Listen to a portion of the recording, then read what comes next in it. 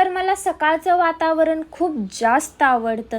सकाळी खूप मला छान वाटतं. तर मी आज उठले होते थोडंसं लवकर, कारण की काल आले होते आमच्या घरी मामा मामी आणि ते जाणार होते आज सकाळी लवकर. आणि ही चिमणी बघा किती आगाऊपणा करत होती.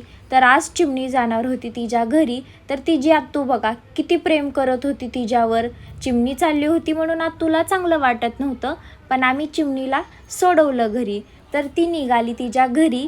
तर चिमणी चालली होती तर तिच्या आत्तूला चांगलं वाटत नव्हतं, पण ठीक आहे चिमणी येईलच परत.